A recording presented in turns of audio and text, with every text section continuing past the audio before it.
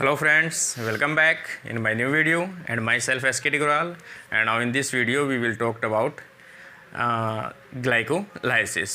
Glycolysis जो अपना topic है उसमें अपन पहले एक लेक्चर कंप्लीट कर भी चुके हैं। उसमें अपन ने बताया था सेलुलर रेस्पिरेशन और ग्लाइकोलाइसिस का इंट्रोडक्शन। ग्लाइकोलाइसिस में अपन ने फर्स्ट स्टेप कंप्लीट भी की थी। अभी ग्लाइकोलाइसिस में अपन सेकेंड स्टेप को कंप्लीट करेंगे।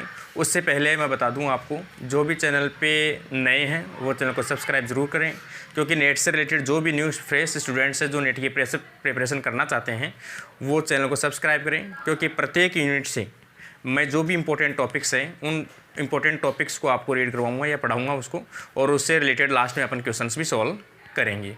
तो ज़्यादा से ज़्यादा फ्रेंड्स है जो भी नेट की फ्रेश स्टूडेंट्स है जो प्रिपरेशन कर रहे हैं वो ज़्यादा से ज़्यादा वीडियो को शेयर करें और लाइक करें। किसी प्रकार के टॉपिक की आपकी डिमांड हो तो कमेंट बॉक्स में कमेंट ज़रूर करें।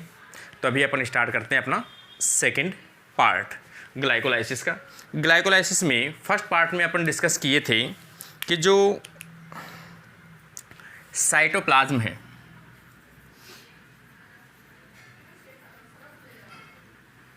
साइटोप्लाज्म के अंदर ग्लाइकोलाइसिस पाथवे देखने को मिलता है। इसमें से सबसे पहले अपन देखें ग्लूकोज, और ग्लूकोज जो है वो हेक्सोकाइनेज एंजाइम की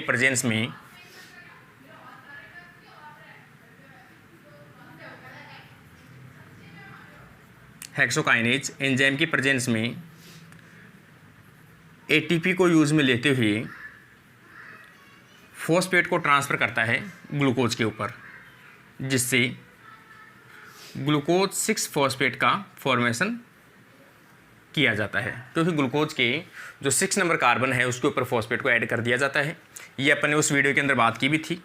इस स्टेप में एक पॉजिटिव आयन जो मैग्नीशियम की रिक्वायरमेंट होती है, इस स्ट्रक्चर के बारे में डिस्कस किए थे अपन। यहाँ पर अपन देखें कि जो ग्लूकोज 6 फॉस्फेट बना है ये कन्वर्ट होगा अपनी isomeric form fructose 6 phosphate.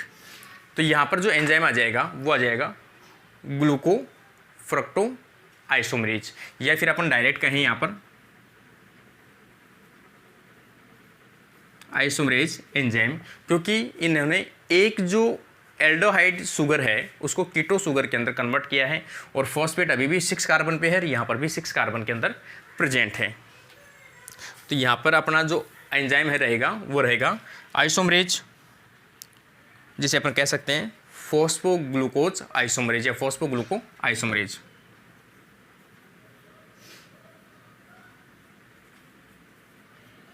फॉस्फोग्लूको isomerase. यहाँ से अगर अपन देखें फ्रक्टोज 6 फॉस्फेट जो है, यहाँ पर ये स्टेप जो थी वो स्टेप कैसी थी, रिवर्सिबल स्टेप थी। यहाँ पर थर्ड जो स्टेप आएगी वो आ जाएगी इरिवर्सिबल, और यहाँ पर फ्रक्टोज 6 फॉस्फेट जो कन्वर्ट होगा, यहाँ पर एक फॉस्फेट को यूज में लेते हुए जो एक फॉस्फेट कहाँ से आएगा, एटीपी से, और यहाँ से फॉस्फेट ऐड होगा तो यहाँ पर कन्वर्ट होगा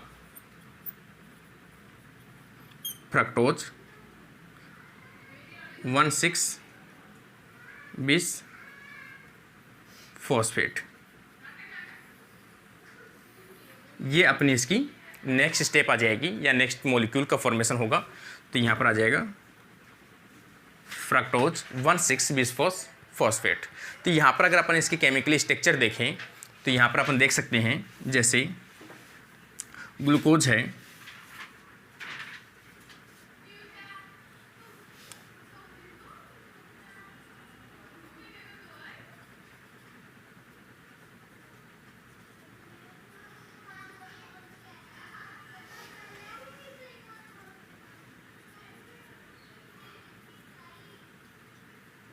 ये ग्लूकोज 6 फॉस्फेट की स्ट्रक्चर है, और यहाँ से ये कन्वर्ट हुआ है अपनी आइसोमेरिक फॉर्म जो क्या है फ्रक्टोज है। ये फ्रक्टोज की स्ट्रक्चर है। यहाँ पर अपन देखें CH2OH आ जाएगा, यहाँ पर इस पे अपन देखें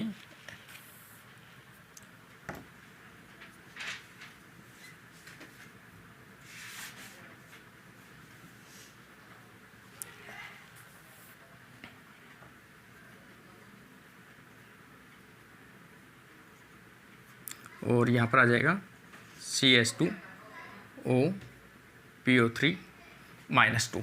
तो ये जो आ जाएगा वो आ जाएगा अपना फ्रक्टोज 6 फॉस्फेट। अब फ्रक्टोज 6 फॉस्फेट जो है वो एंजाइम की प्रेजेंस अपन देखें कौन से एंजाइम की, यहाँ पर जो एंजाइम आ जाएगा वो आ जाएगा फॉस्फोफ्रक्टोकाइनेज फर्स्ट।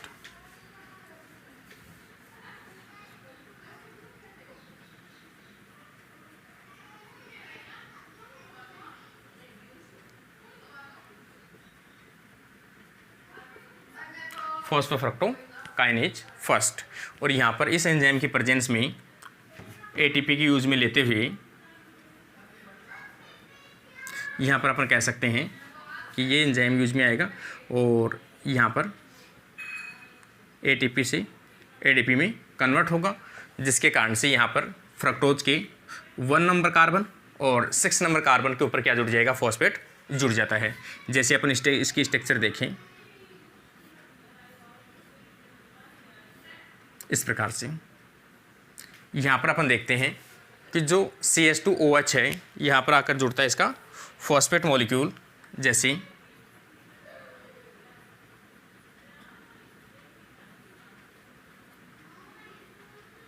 -2। और यहाँ पर देखते हैं अपन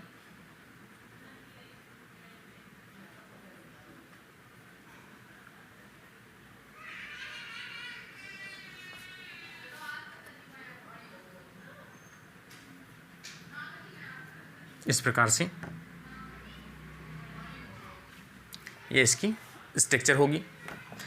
तो यहाँ पर ये जो प्रोडक्ट बनेगा ये आ जाएगा फ्रक्टोज 1,6-bis फॉस्फेट। ये जो एंजाइम है यहाँ पर अपन एंजाइम की बात कर रहे हैं, फॉस्फोफ्रक्टोकाइनेज 1। ये एंजाइम किस प्रकार का एंजाइम है, तो यहाँ पर ये एंजाइम देखें अपन, तो ये एक एलोस्टेरिक एंजाइम है। और एलोस्टेरिक एंजाइम का मैंने आपको पहले ही बताया कि कोई भी ऐसे एंजाइम्स हो जिसमें 2 प्रकार की डोमेन या 2 प्रकार की यूनिट्स प्रेजेंट हो, एक जो नॉर्मली कैटालाइटिक एक्टिविटी शो करती हो या एक्टिव साइट शो करती हो, और दूसरी रेगुलेटरी साइट प्रेजेंट हो। रेगुलेटरी साइट में 2 प्रकार की साइट प्रेजेंट हो सकती है, एक तो अपन कहें कि जैसे इसकी एक्टिवेटर, और एक अपन कहें इनहिबिटर प्रकार की जो साइट रखता है हो। तो एक्टिवेटर बाइंड होंगे तो केमिकल रिएक्शन फास्ट होगी, और इनहिबिटर बाइंड होंगे तो वो केमिकल प्रोसेस क्या होगी, रुक जाएगी। तो ये जो एंजाइम है वो किस प्रकार का एंजाइम है, एलोस्टेरिक प्रकार का एंजाइम है। इसका मतलब सीधा सा अपन कहें कि इसमें कुछ इनहिबिटर भी प्रेजेंट होंगी और कुछ एक्टिवेटर क्या होंगी, प्रेजेंट होंगी। आगे अपन देखते हैं, यहाँ तक अपना जो भी है वो क्लियर हुआ होगा आपको कि सबसे पहले ग्लूकोज 6 फॉस्फेट है जो किस में कन्वर्ट हुआ, आइसोमरेज एंजाइम के प्रेजेंस में फ्रक्टोज 6 फॉस्फेट में कन्वर्ट हुआ है। और फ्रक्टोज 6 फॉस्फेट जो है वो फॉस्फोफ्रक्टोकाइनेज फर्स्ट एंजाइम के प्रेजेंस में फ्रक्टोज 1,6-bis फॉस्फेट के अंदर कन्वर्ट हुआ है। जैसे अगला अपना जो एंजाइम है, ये एंजाइम किस एंजाइम के बारे में अपन डिस्कस कर रहे हैं, तो ये तो 3rd स्टेप के अंदर जो एंजाइम है एलोस्टेरिक एंजाइम फॉस्फोफ्रक्टोकाइनेज फर्स्ट। तो ये जो एंजाइम है इस एंजाइम का किस प्रकार का एंजाइम है, एलोस्टेरिक एंजाइम है। इसके अलावा इसका मोलिकुलर वेट की बात करें अपन, तो इसका मोलिकुलर वेट है वो आ जाएगा 340 किलो डाल्टन।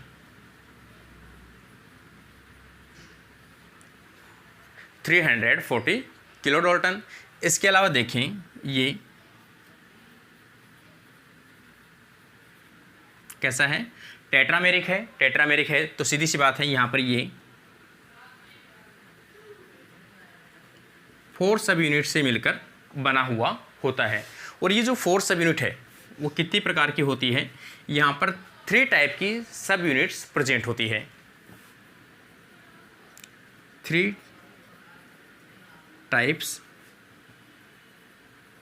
सब यूनिट्स प्रेजेंट होती है, जिसमें से 3 टाइप जो सब यूनिट्स हैं या यही अपन कह सकते हैं 3 प्रकार के जीन्स प्रेजेंट होते हैं इस जीन के या इस एंजाइम के फॉर्मेशन के लिए। इसमें से 3 डिफरेंट जो जीन हैं उनकी अपन बात करें, जैसे मसल्स, और मसल्स में जीन एक्सप्रेस होगा एम जीन। इसके अलावा लीवर, यहाँ पर जीन होगा एल। थर्ड आ जाएगा प्लेटलेट्स और इसका आ जाएगा पी। तो इस प्रकार से जनरली 3 प्रकार के एंजाइम हैं या 3 प्रकार के जो सब यूनिट्स हैं वो आपस में मिलकर क्या बनाते हैं, 4 सब यूनिट। इनकी तीनों में से 4 सब यूनिट मिलकर क्या बनाते हैं, एक कंप्लीट फंक्शनल एंजाइम की स्ट्रक्चर का फॉर्मेशन करते हैं। जैसे अपन देखें इन मेच्योर मसल्स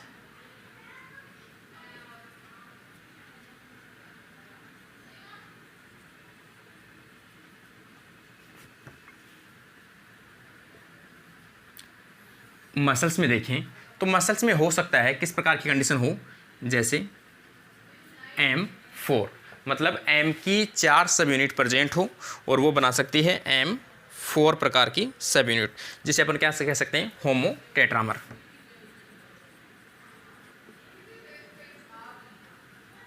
ये आ जाएगी होमोटेट्रामर। इसके अलावा अपन देखें लिवर एंड किडनी,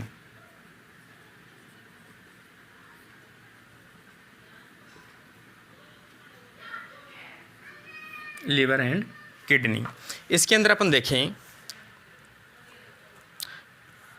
इसकी जो आइसोमेरिक फॉर्म है वो जैसे L4, सेम ये भी किस प्रकार की है, होमोटेट्रामेरिक फॉर्म में प्रेजेंट होता है। सेम इसी प्रकार से अपन देखें इरिथ्रोसाइट्स के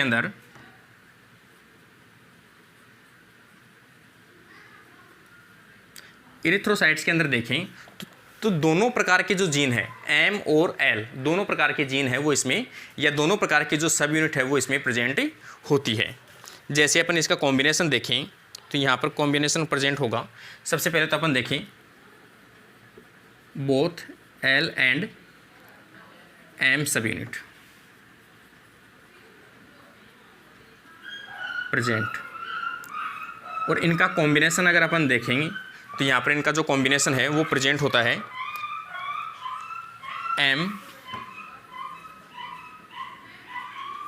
ML3, और इसके अलावा अगर अपन देखें तो M2L2।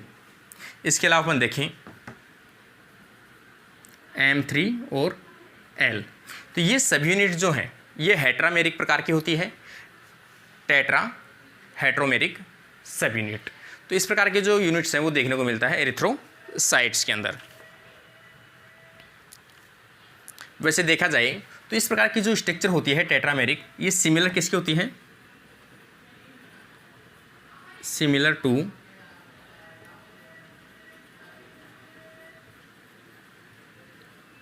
हीमोग्लोबिन। हीमोग्लोबिन भी कैसी है, टेट्रामेरिक सब यूनिट है। तो सेम टेट्रामेरिक सब यूनिट के शो में ये शो करते हैं कि ये भी टेट्रामेरिक प्रोटीन है। आगे अपन देखें कि इनका जो एक्टिवेटर है, आगे अपन इसके एक्टिवेटर देखते हैं कि इसमें कौन से ऐसे मॉलिक्यूल्स या सबस्टेंस या कौन से ऐसे कंपाउंड है जो इसके एक्ट एज ए एक्टिवेटर के रूप में काम करते हैं। एक्टिवेटर के रूप में अपन देखें तो सीधी सी बात है, जब एनर्जी की डेफिशिएंसी होगी तो वो किसके रूप में काम करेगा, एक्ट एज ए एनर्जी के रूप में, या डेफिशिएंसी जो कंडीशन है वो एक्ट एज ए इसके एक्टिवेटर के रूप में वर्क करता है। जैसे अपन एक तो कह सकते हैं ADP। इसके अलावा फॉस्फोफ्रक्टोकाइनेज 2 एंजाइम फॉस्फोफ्रक्टोकाइनेज 2। इसके अलावा फॉस्फोफ्रक्टोकाइनेज 2 से बनने वाला प्रोडक्ट फ्रक्टोज 2,6 बिसफॉस्फेट, ये एक्ट एज इसके एक्टिवेटर के रूप में वर्क करता है।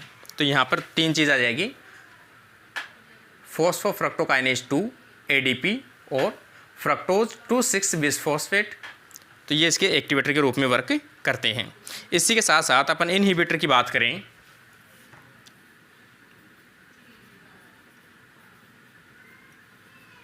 कि इसमें इनहिबिटर कौन से होते हैं। तो इनहिबिटर की बात करें तो इनहिबिटर सीधी सी बात है, जब एनर्जी हाई लेवल में प्रेजेंट होगी या एनर्जी जो है वो हाई लेवल से पहले से प्रेजेंट होगी तो एनर्जी की सिंथेसिस की करने की आवश्यकता नहीं है।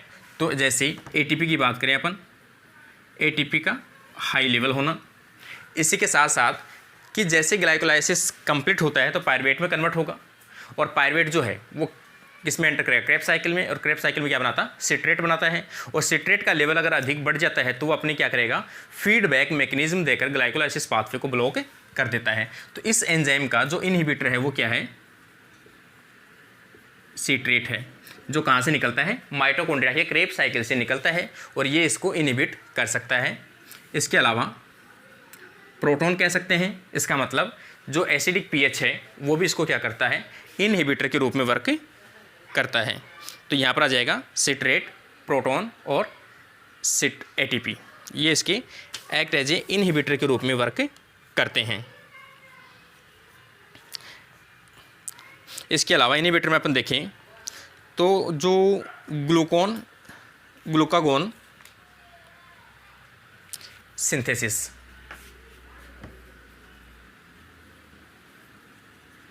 ग्लूकागोन सिंथेसिस, कि जब ग्लूकागोन का सिंथेसिस होता है या ग्लूकागोन जो एंजाइम है अपन कहें या हार्मोन है वो क्या करता है, या फिर अपन इसे कहें ग्लूकागोन जो एंजाइम है ये क्या करता है, ग्लूकोज के लेवल को बढ़ाता है। सीधी सी बात है, ग्लूकोज को लेवल को यदि बढ़ाता है तो सीधी सी बात है ग्लूकोज का टूटना कम हो जाएगा, ग्लूकोज कम टूटेगा। इसका मतलब ये भी अगर ग्लाइकोजन या फिर अपन कहें ग्लूकागोन का सिंथेसिस अधिक होगा तो भी वो क्या करेगा, इसको इनहिबिटर के रूप में या इनहिबिटर के रूप में वर्क करता है। सीधी सी बात है कि ये जो है वो किसका लेवल बढ़ाता है, साइक्लिक AMP का लेवल इंक्रीज करता है। कौन से पाथवे के द्वारा, अपन कहते हैं जो G प्रोटीन कपल रिसेप्टर है उसके द्वारा, और साइक्लिक AMP के द्वारा। साइक्लिक AMP का फॉर्मेशन कहाँ से होता है, एडेनाइलेट साइक्लेज के द्वारा। और जैसे साइक्लिक AMP का लेवल बढ़ता है उसी टाइम पर अपन एक एंजाइम का लेवल बढ़ता है जिसे कहते हैं अपन प्रोटीन काइनेज A। तो यहाँ पर इसका इनहिबिटर अगला आ जाएगा protein kinase A।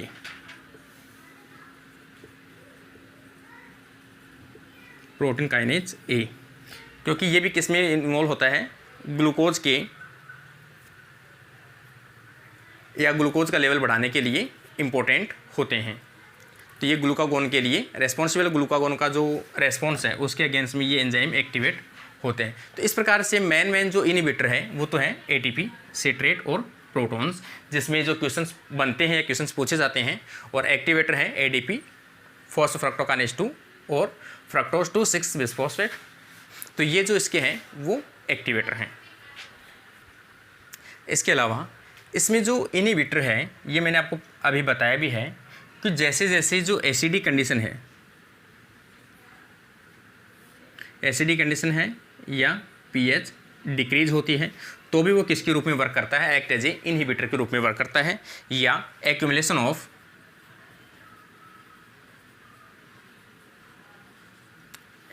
Of lactic acid, ये भी किसके रूप में वर्क करता है, एक्ट एज ए इनहिबिटर के रूप में वर्क करता है। इसके अलावा सिट्रिक एसिड, इसका एक्यूमुलेशन भी क्या करता है, इसको इनहिबिट के रूप में वर्क करता है। इसके अलावा pH डिक्रीज मैंने आपको बता दिया। Acetic acid,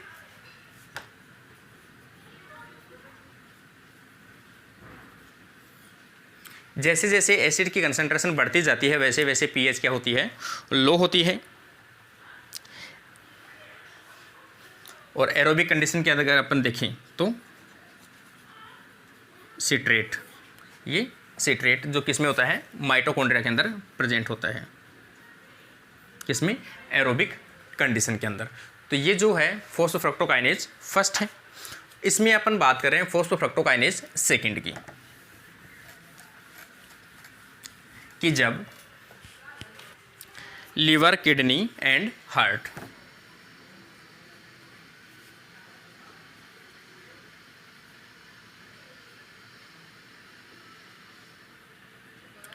liver, kidney and heart के अंदर इस प्रकार का एंजाइम है वो देखने को मिलता है।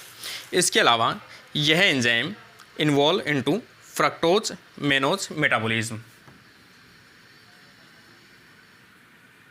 फ्रक्टोज मेनोज मेटाबॉलिज्म पाथवे के अंदर ये क्या होते हैं, इन्वॉल्व होने वाला एक एंजाइम है, जो करता क्या है, फ्रक्टोज 1,6 बिस फॉस्फेट को कन्वर्ट करता है फ्रक्टोज 2,6 बिस फॉस्फेट के अंदर। इसके अलावा इसको देखा जाए तो ये कैसा है, एक बाई फंक्शनल एंजाइम है,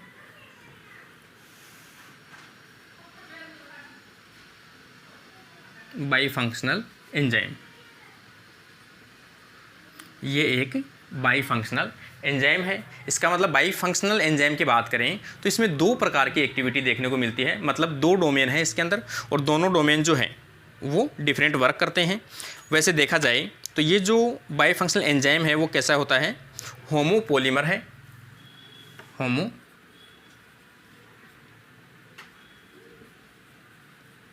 ये एंजाइम कैसा है, होमोपोलीमर है, और होमोपोलीमर है, इसमें दो सब यूनिट प्रेजेंट होती है, या दो अपन कहें दो डोमेन प्रेजेंट होती है।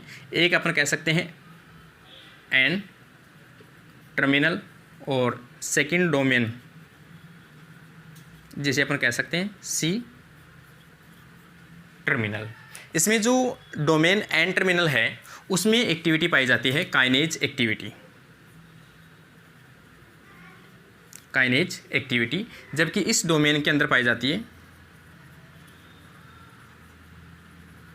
Phosphatase activity. तो इस प्रकार से दो एक्टिविटी हो गई, एक काइनेज एक्टिविटी एन टर्मिनल, और दूसरी हो गई फॉस्फेटेज एक्टिविटी जो सी टर्मिनल के ऊपर प्रेजेंट होता है। इसके अलावा अपन देखें कि जो काइनेज डोमेन है, काइनेज डोमेन की अपन देखें, जैसे काइनेज डोमेन, ये इसका अपन देखें कि सेंट्रल पार्ट जो है, सेंटर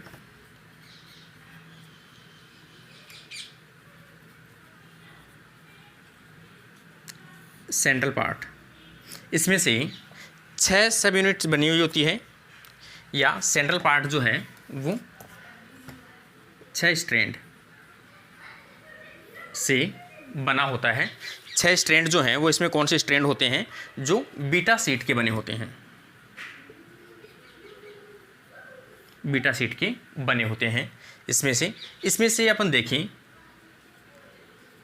5 स्ट्रैंड जो हैं वो तो पैरेलल स्ट्रैंड होते हैं, पैरेलल स्ट्रैंड होते हैं। इसके अलावा 1 स्ट्रैंड देखें जो एंटी पैरेलल होता है। इसके अलावा सेंट्रल पार्ट के अलावा अपन देखें सराउंडिंग स्ट्रैंड, जो सराउंडिंग स्ट्रैंड जो है वो 7 अल्फा हेलिक्स का बना होता है।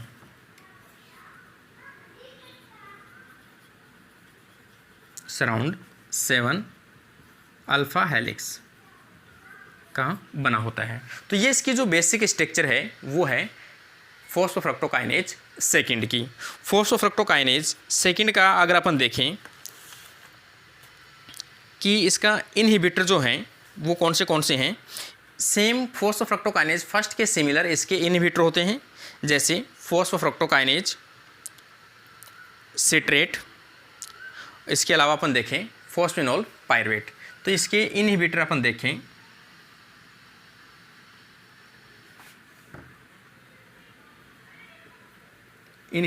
देखें तो यहाँ पर आ जाएगा सिट्रेट इसका एक इनहिबिटर है। इसके अलावा फॉस्फेनॉल पायरुवेट इसका इनहिबिटर है। इसमें एटीपी का कोई खास इफेक्ट इसके ऊपर नहीं पड़ता, not affected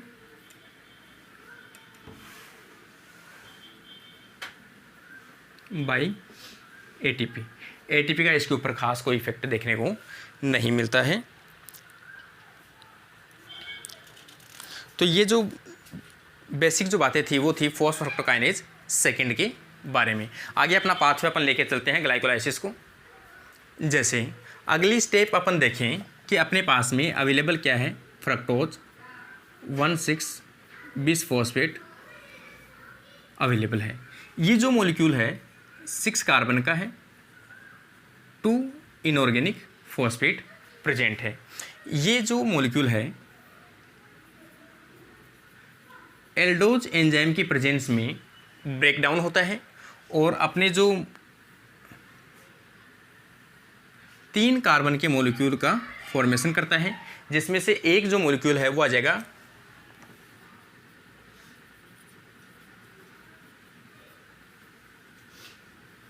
dihydroxy acetone phosphate,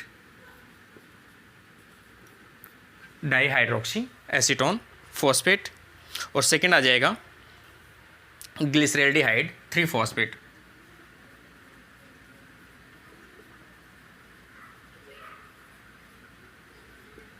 ग्लिसरैल्डिहाइड 3-फॉस्फेट। दोनों ही कैसे हैं, 3 कार्बन के मॉलिक्यूल हैं। यहाँ पर ये भी 3 कार्बन का मॉलिक्यूल है। दोनों मॉलिक्यूल आइसो एंजाइम की प्रेजेंस में आपस में इंटर कन्वर्जन हो सकते हैं। जैसे ये जो कंपाउंड है 3 कार्बन का, जो कीटो मॉलिक्यूल है वो इस मॉलिक्यूल में कन्वर्ट हो सकता है, किसमें, ट्राइयोज एंजाइम की प्रेजेंस में।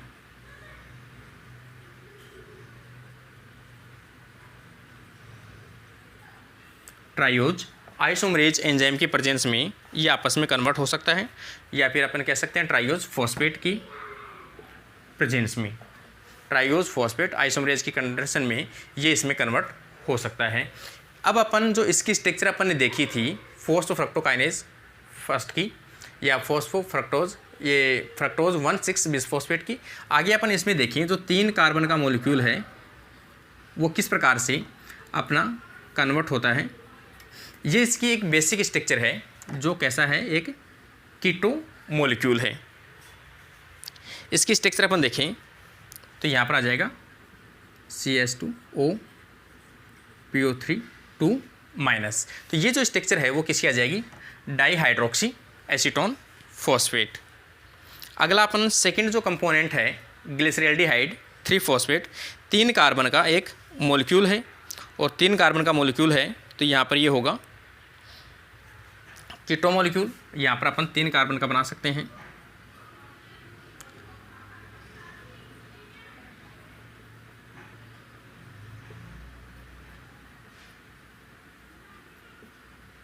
ये मॉलिक्यूल होगा जिसका नाम होगा ग्लिसरैल्डिहाइड 3-फॉस्फेट। 3 कार्बन के ऊपर क्या प्रेजेंट है, फॉस्फेट प्रेजेंट है इस प्रकार से। अगला जो आपको मैंने बता दिया कि जो एक मॉलिक्यूल ये है और एक मॉलिक्यूल ये है, ये दोनों आपस में क्या हो सकते हैं, इंटर कन्वर्जन हो सकते हैं। और आइसोमरेज एंजाइम की प्रेजेंस के अंदर डाईहाइड्रोक्सीस्टोन फॉस्फेट जो है वो किस में कन्वर्ट हो सकता है, इसके अंदर कन्वर्ट हो सकता है इस एंजाइम की प्रेजेंस में। आगे अपन इसके 2 मॉलिक्यूल लेके चलते हैं। तो 2 मॉलिक्यूल 2 × 3 = 6 कार्बन मॉलिक्यूल, तो ये 6 कार्बन में कन्वर्ट हो सकता है। तो ये एल्डोज की प्रेजेंस में रिएक्शन कंप्लीट होती है।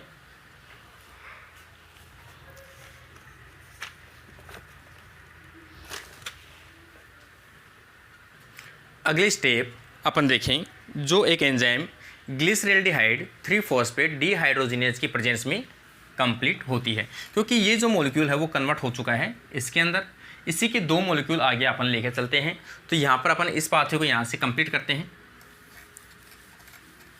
अब ये जो मॉलिक्यूल है ये कन्वर्ट होगा इस प्रकार से, और यहाँ पर जो एंजाइम है वो आ जाएगा ग्लिसरेल्डिहाइड 3-फॉस्फेट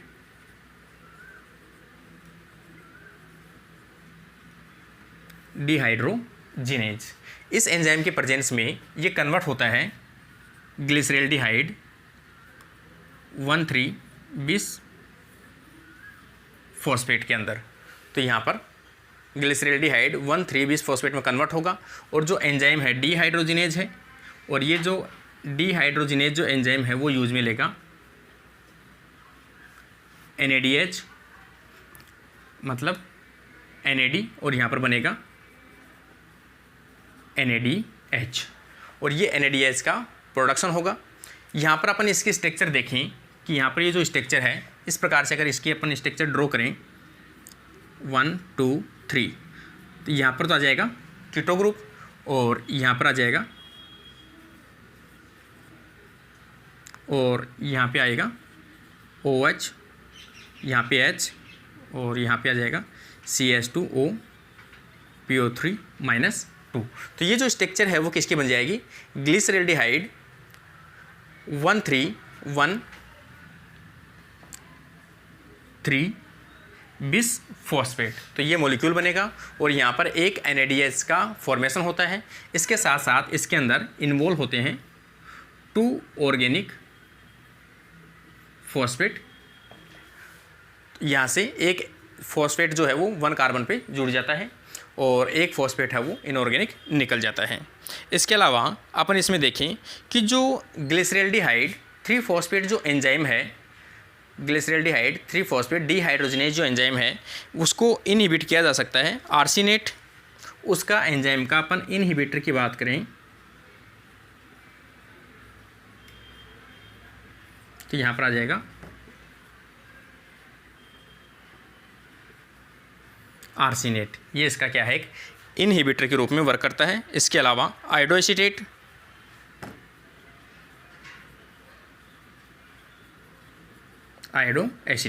ये दोनों इसके क्या हैं, इनहिबिटर हैं। इसका मतलब किस प्रकार के इनहिबिटर हैं, कॉम्पिटिटिव प्रकार के इनहिबिटर हैं।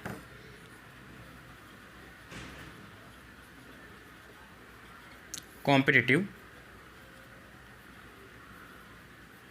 इनहिबिटर शो करते हैं ये दोनों, जो इस एंजाइम को ब्लॉक करते हैं।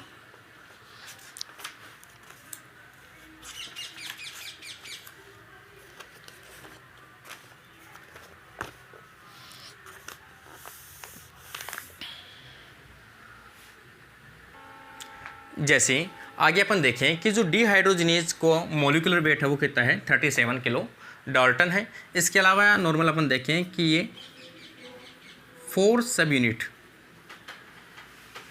से मिलकर बना हुआ एक कॉम्प्लेक्स एंजाइम है। जो इसका कॉम्प्लेक्स एंजाइम है उसको अपन देखें, चारों जो सब यूनिट है वो कैसी है, आइडेंटिकल सब यूनिट होती है। तो अपन कह सकते हैं यहाँ पर आइडेंटिकल सब यूनिट से मिलकर बना हुआ होता है। इसमें आर्सिनेट जो है वो एक अनकपलर के रूप में पाया जाता है। ये किसके रूप में होता है, आर्सिनेट एक अनकपलर के रूप में वर्क करता है, और ये जो है bind to inorganic phosphate, inorganic phosphate के साथ में जाकर ये क्या करता है, बाइंडिंग शो करता है।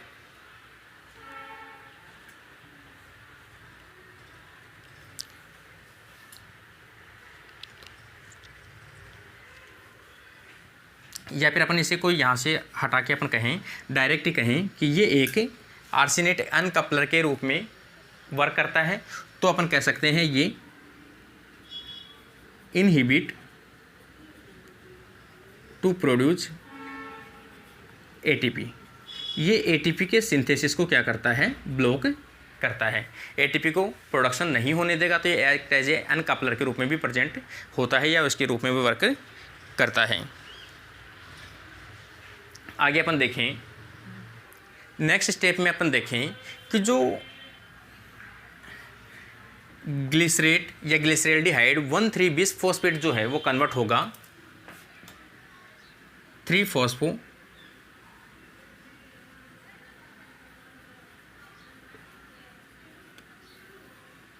ग्लिसरेट के अंदर, 3-फॉस्फो ग्लिसरेट। और इसका जो एंजाइम है वो एंजाइम अपना होगा फॉस्फोग्लिसरेट काइनेज।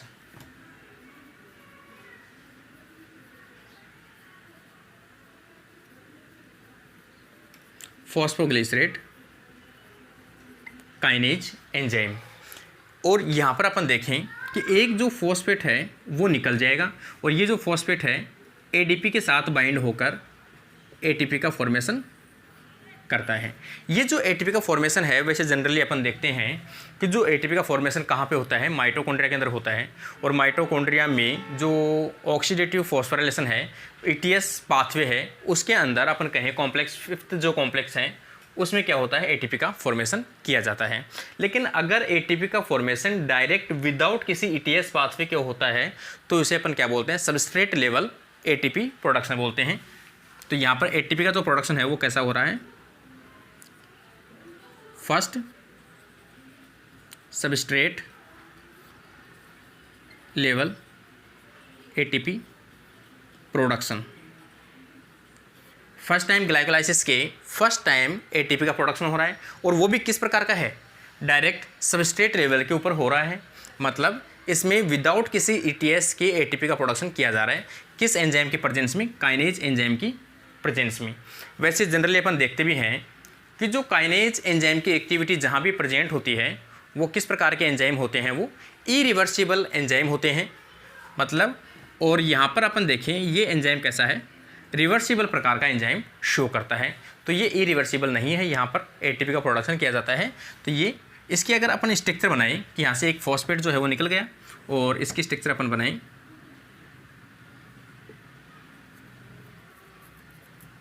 यहाँ पर अपन देखें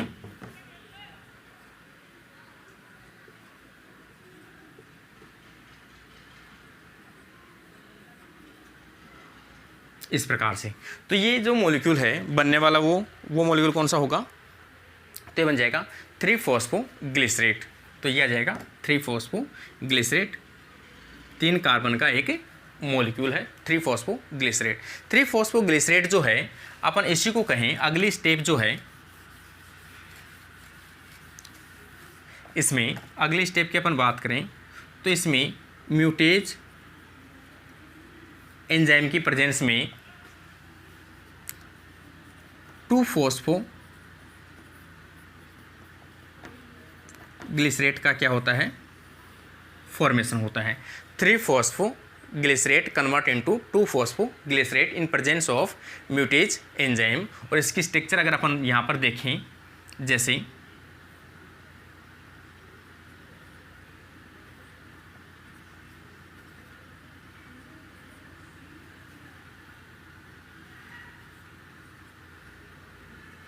और यहाँ पर आ जाएगा CH2OH।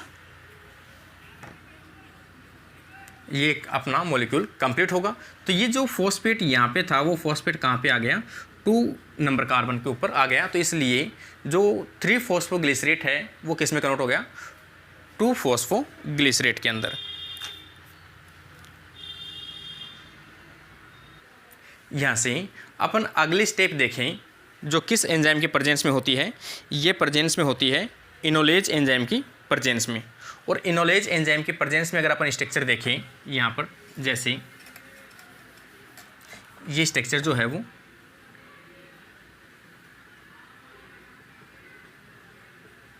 इनोलेज एंजाइम की प्रेजेंस में एक हाई एनर्जी कंपाउंड का फॉर्मेशन किया जाता है, और हाई एनर्जी कंपाउंड का जो फॉर्मेशन है वो आ जाएगा फॉस्फोइनोल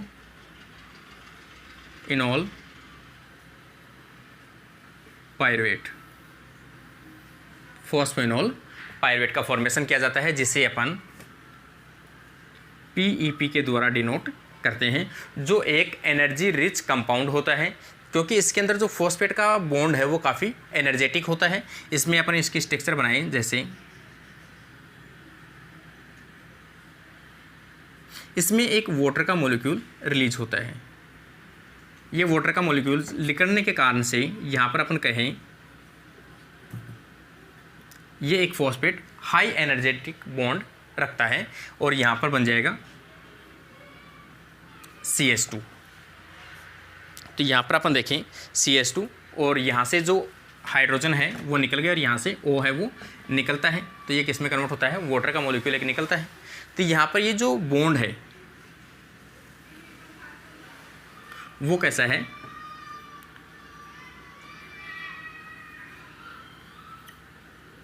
हाई एनर्जी वाला बॉन्ड है, या फिर अपन कह सकते हैं एनर्जी रिच बॉन्ड।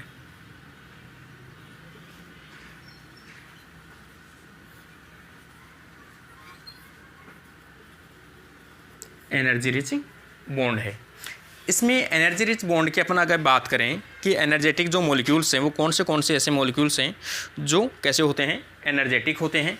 तो इसके अलावा जैसे अपन बात करें ATP की, वो भी कैसा है, एक एनर्जेटिक मॉलिक्यूल है, या एक्ट एज ए ATP के या एनर्जी के रूप में वर्क करता है। आगे अपन देखें जैसे ATP कीरेटिन,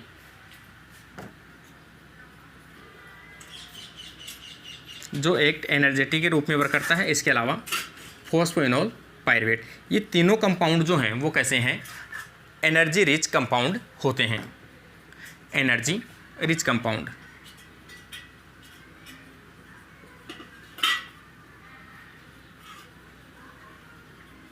एनर्जी रिच कंपाउंड होते हैं, जिनके ब्रेकडाउन होने से काफ़ी एनर्जी रिलीज होती है। जो फॉस्फोइनोल पायरुवेट है वो पायरुवेट काइनेज एंजाइम की प्रेजेंस में कन्वर्ट होता है पायरुवेट में। यहाँ पर अपन देखते हैं, जैसे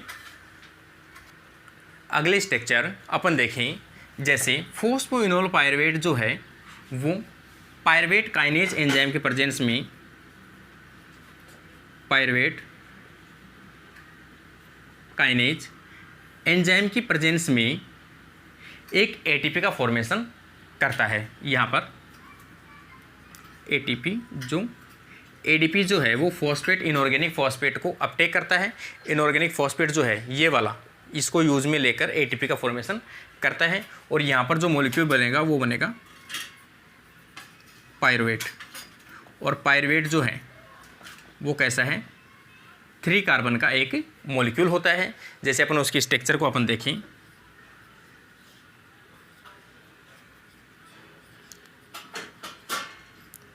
यहाँ पर अपन देख सकते हैं कि जो पायरुवेट है उस पायरुवेट की स्ट्रक्चर जो है वो किस प्रकार की होती है। तो ये 3 कार्बन का मॉलिक्यूल है इस प्रकार से। तो ये एक पायरुवेट का फॉर्मेशन किया जाता है। पायरुवेट के कितने मॉलिक्यूल बनते हैं, 2 मॉलिक्यूल बनते हैं। यदि एक ग्लाइकोलाइसिस चलता है और एक ग्लूकोज से चलता है तो इसमें 2 मॉलिक्यूल पायरुवेट के बनते हैं। यहाँ पर जो कोफैक्टर है यहाँ पर बनता है magnesium, act as a use में लिया जाता है, और एंजाइम होगा पायरुवेट काइनेज। इस प्रकार से ये जो स्टेप्स जो है वो कैसी है, इरिवर्सिबल प्रकार की स्टेप है।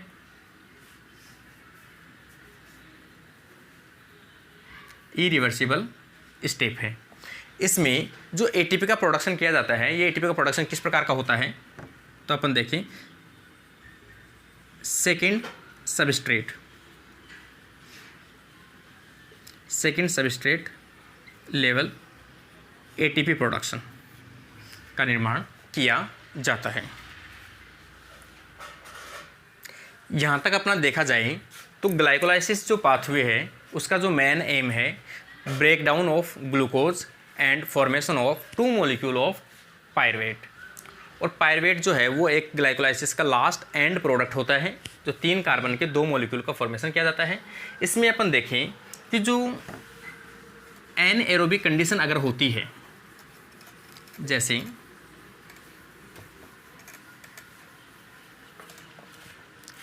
एनएरोबिक कंडीशन हो,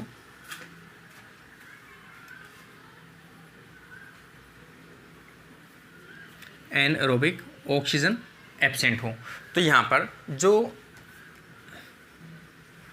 लैक्टेट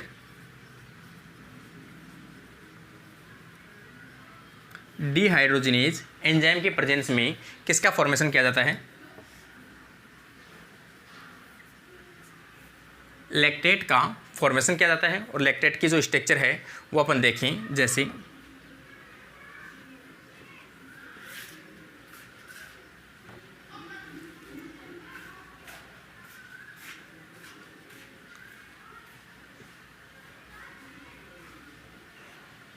ये जो स्ट्रक्चर है वो किसकी होती है?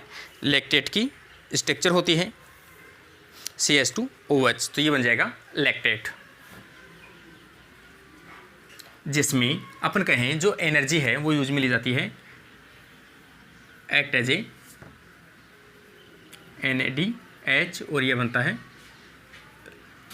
NAD। जो इसको ये प्राप्त कहाँ से होती है? ग्लाइकोलाइसिस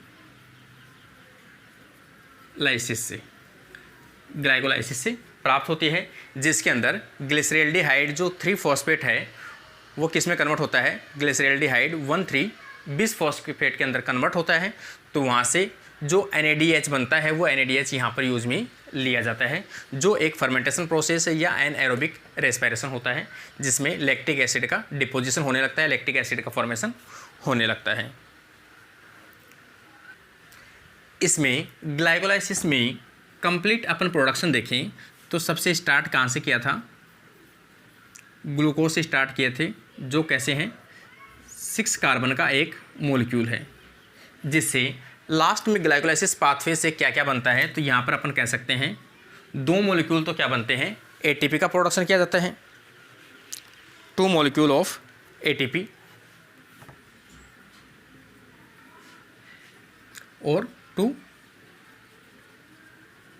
पायरवेट, इसके अलावा 2 NADH, इनका प्रोडक्शन किया जाता है। क्योंकि वैसे देखा जाए कि ATP का जो फॉर्मेशन है वो कितना किया जाता है? ATP का फॉर्मेशन किया जाता है 4 टाइम, या फिर अपन कहें यहाँ पर 2 बार सबस्ट्रेट लेवल का प्रोडक्शन होता है ATP का।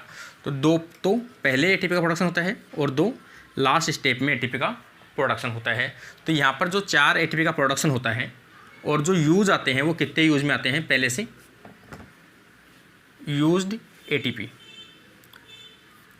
फर्स्ट एंड थर्ड स्टेप के अंदर, तो यहाँ पर 2 ATP।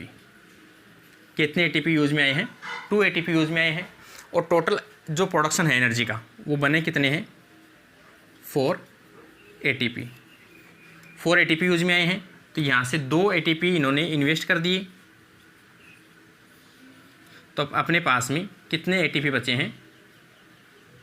नेट गेन जो है वो 2 ATP बचे हैं। इसी के साथ 2 ATP, 2 पायरवेट मॉलिक्यूल और 2 NADH। अगर दोनों NADH हैं वो किस में जाएंगी? अगर डेफिशिएंसी ऑफ ऑक्सीजन है, किसी भी एक्सरसाइज की कंडीशन है, कुछ और भी है, तो जैसे जैसे अपन एक्सरसाइज करते हैं वैसे वैसे अपनी बॉडी के अंदर ऑक्सीजन की क्या होती है? डेफिशिएंसी होने लगती है।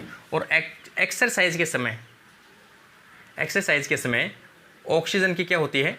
डेफिशिएंसी होने लगती है। ऑक्सीजन की डेफिशिएंसी होने लगती है तो कौन सा पाथवे स्टार्ट हो जाता है? अपन लैक्टिक एसिड का फॉर्मेशन होना स्टार्ट हो जाता है, या फिर अपन कहें एनएरोबिक जो पाथवे वो स्टार्ट हो जाता है, जिसके कारण से लैक्टिक एसिड का डिपोजिशन बढ़ने लगता है। जैसे जैसे लैक्टिक एसिड का डिपोजिशन बढ़ रहा है वैसा वैसा मतलब सीधी सी बात है कि जो पाथवे वो क्रेब साइकिल में नहीं जा रहा है। क्रेब साइकिल में नहीं जा रहा है तो यहाँ पर ATP का लेवल क्या आ रहा है? डिक्रीज आ रहा है। जैसे जैसे इसका लेवल बढ़ता है, लैक्टिक एसिड का डिपोजिशन बढ़ता है, वैसे वैसे ATP का लेवल क्या आता है? डाउन आता है, जिसके कारण से अपने क्या होती है? थकान महसूस होती है। किसमें? मसल्स में। और मसल्स में थकान होने के कारण से अपन क्या लगते हैं, अपनी जो हार्ट बीट है वो बढ़ने लगती है, अपन वीकनेस महसूस करने लगते हैं। तो जो थकान होती है मसल्स में वो किसके कारण से होती है, एक्सरसाइज के दौरान लैक्टिक एसिड के डिपोजिशन के कारण से। लैक्टिक एसिड की डिपोजिशन की अपन बात करें कि जो हार्ट है, अगर उसके अंदर एनएरोबिक कंडीशन आ जाए या फिर इसमें लैक्टिक एसिड क्या हो जाए, डिपॉजिट होने लगे, तो हार्ट जो है वो कभी भी अपना जो काम करना है वो बंद कर सकता है। लेकिन एक कंडीशन होती है कि हार्ट जो मसल्स हैं उन मसल्स के अंदर वैसे देखा जाए तो लैक्टेट डीहाइड्रोजनेज जो एंजाइम है वो मोस्टली क्या होता है, एब्सेंट होता है। तो लैक्टेट डीहाइड्रोजनेज अगर जब एब्सेंट होता है तो उस टाइम में लैक्टेट में कन्वर्ट नहीं होगा, पायरुवेट को लैक्टेट में कन्वर्ट नहीं किया जाएगा, और लैक्टिक एसिड का डिपोजिशन हार्ट में कभी भी देखने को नहीं मिलता है। और लैक्टिक एसिड का डिपोजिशन अगर उसमें देखने को मिलता है तो हार्ट भी कभी भी थक सकता है। जबकि अपन जानते भी हार्ट अपने एक किसी भी कंडीशन में थकने वाला नहीं है, जब तक उसका फंक्शन प्रॉपर चलेगा तब तक वो आपको पंपिंग करेगा, और वो आपको सर्वाइव करने के लिए सबसे इम्पोर्टेंट पार्ट है अपना हार्ट। तो जो लैक्टिक एसिड को डिपॉजिट नहीं करने देता है क्योंकि उसके अंदर एंजाइम जो है वो एब्सेंट होता है। जैसे एक स्टेप अपन देखें कि नॉर्मल कंडीशन में, जैसे अपन बात करें ग्लिसरैल्डिहाइड 3-फॉस्फेट जो है वो कन्वर्ट होता है ग्लिसरैल्डिहाइड 1,3-बिसफॉस्फेट, और ये जो कन्वर्ट होता है ये किस में कन्वर्ट होता है, ग्लिसरैल्डिहाइड 3-फॉस्फेट में। और ग्लिसरैल्डिहाइड 3-फॉस्फेट में जो कन्वर्ट होगा वहाँ पर क्या बनेगा, एक एटीपी का प्रोडक्शन किया जाएगा। जैसे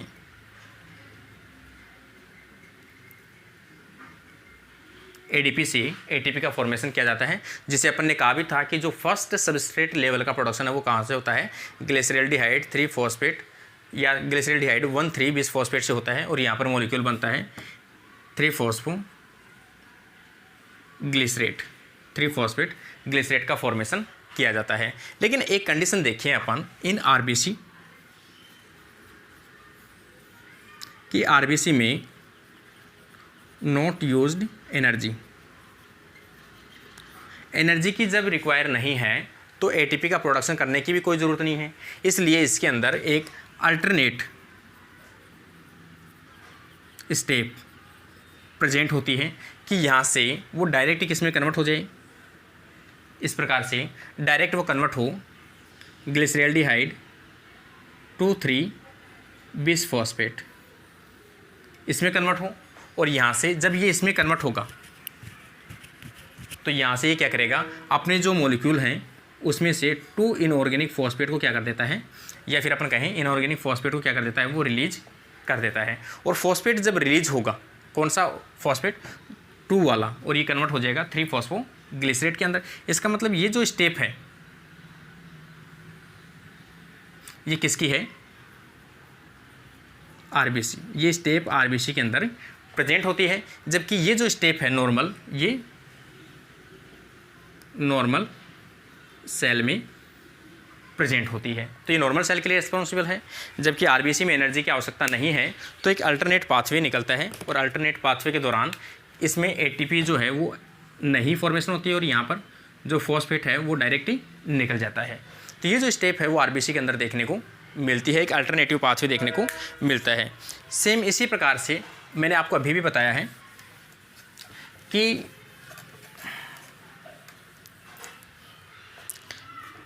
पायरुवेट जो है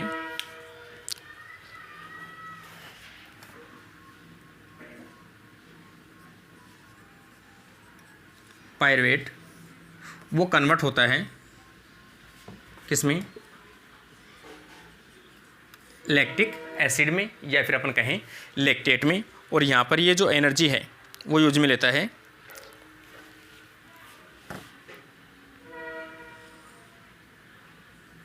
यहाँ पर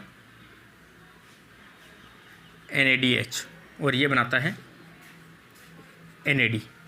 सेम इसी प्रकार से अगर अपन अगली स्टेप देखें, जो 1,3-बिसफॉस्फोग्लिसरेट है, 1,3-बिसफॉस्फोग्लिसरेट, या फिर अपन इसे लिख भी सकते हैं ग्लिसरैल्डिहाइड 1,3 बिस फॉस्फेट। ये जब कन्वर्ट होता है जैसे 3 फॉस्फोग्लिसरेट में, तो यहाँ पर क्या बनता है, यहाँ पर अपन देखें 1,3 बिस फॉस्फोग्लिसरेट है और ये कन्वर्ट होता है 3 फॉस्फोग्लिसरेट में, और यहाँ पर बनता है एक NAD से NADH। तो ये NADH डिहाइड्रोजिनेज एंजाइम के प्रेजेंस में बनता है ग्लिसरैल्डिहाइड, या फिर अपन कहें 3 फॉस्फोग्लिसरैल्डिहाइड डिहाइड्रोजिनेज। और ये जो NADH यहाँ बनता है वो अगर एनएरोबिक रेस्पिरेशन चलता है, मतलब डेफिशिएंसी ऑफ ऑक्सीजन, तो पायरुवेट जो कन्वर्ट होता है लैक्टेट, तो ये जो मॉलिक्यूल है वो यहाँ पर यूज़ में ले लिया जाता है। और इससे जो बनने वाला NAD है वो इसको ग्लाइकोलाइसिस पाथवे को चलाने के लिए रेस्पॉन्सिबल है, क्योंकि इस पाथवे में NAD की रिक्वायरमेंट होती है और इस पाथवे में NADH की रिक्वायरमेंट होती है। इसका मतलब ये दोनों जो पाथवे हैं, एक तो एनारोबिक और एक ये ग्लाइकोलाइसिस, ये दोनों पाथवे जो हैं अल्टरनेट एक दूसरे को बैलेंस करके चलते हैं। तो ये जो कंडीशन है वो भी देखने को मिलती है।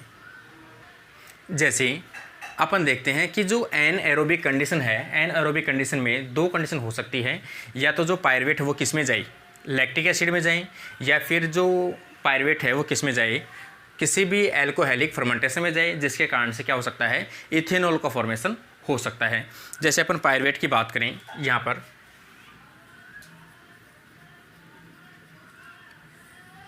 पायरुवेट 3 कार्बन का एक मॉलिक्यूल है, जो सबसे पहले अपन देखें पायरुवेट डीकार्बोक्सिलेज,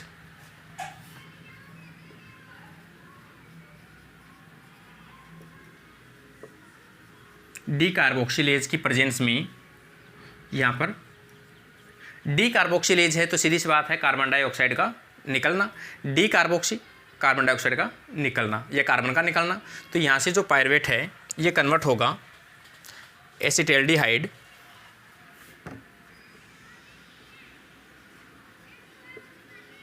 एसिटैल्डिहाइड के अंदर कन्वर्ट होगा।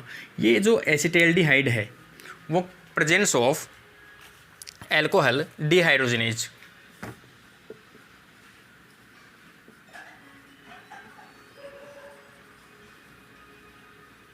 एंजाइम की प्रेजेंस में कन्वर्ट होगा इथेनॉल के अंदर, जो 2 कार्बन का एक मॉलिक्यूल है या एक एल्कोहल है। यहाँ पे जो एनर्जी है वो NADH के रूप में यूज में ले जाती है, NADH, और ये बनता है NAD। जो NADH है वो कहाँ से मिलता है इनको, जो ग्लिसरैल्डिहाइड 3 फॉस्फेट है, जब वो कन्वर्ट होता है ग्लिसरैल्डिहाइड 1,3 बिस फॉस्फेट के अंदर, तो यहाँ से जो एनर्जी है वो बनती है NADH, तो यहाँ से NAD से, तो ये जो एनर्जी है NAD ये इसका सबस्ट्रेट के रूप में वर्क करता है, और यहाँ से इसका जो प्रोडक्ट है वो यहाँ से इसके एनर्जी के रूप में वर्क करता है। तो यहाँ से अपन देखते हैं कि ये जो एरोबिक रेस्पिरेशन या फिर ग्लाइकोलाइसिस जो पाथवे है वो किस प्रकार से अपने जो एनएरोबिक रेस्पिरेशन है उनको बैलेंस करके चलते हैं या उसको बैलेंस बनाए रखते हैं। अब अपन देखें कि जो ग्लाइकोलाइसिस पाथवे है उसके अंदर जो प्रोडक्ट है वो कौन से बने हैं। एक तो 2 मॉलिक्यूल ऑफ ATP और 2 मॉलिक्यूल किसके, पायरुवेट के, और 2 मॉलिक्यूल बने हैं NADPH या NADH के मॉलिक्यूल। तो इस प्रकार से अपना जो ग्लाइकोलाइसिस का पाथ है वो कंप्लीट होता है, और ओवरऑल अपन देखें तो पायरुवेट का फॉर्मेशन होता है। और ये पायरुवेट से अपन ने साथ साथ बता दिए दोनों जो एनएरोबिक रेस्पिरेशन है।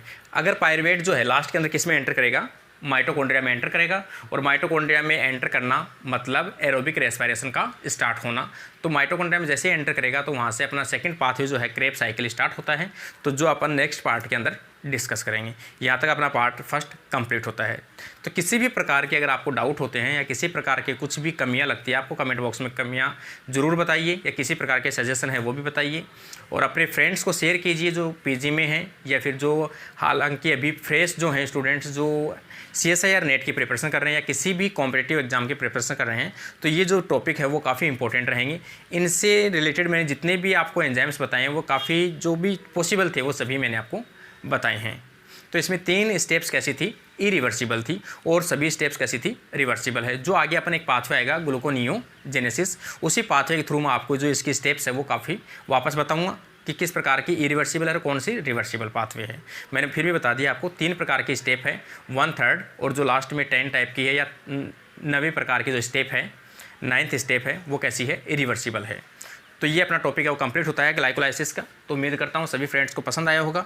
पसंद आए तो ज़रूर लाइक कीजिए और अपने वीडियो को शेयर कीजिए, और चैनल पे फर्स्ट टाइम है तो चैनल को सब्सक्राइब जरूर कीजिए। Thank you friends.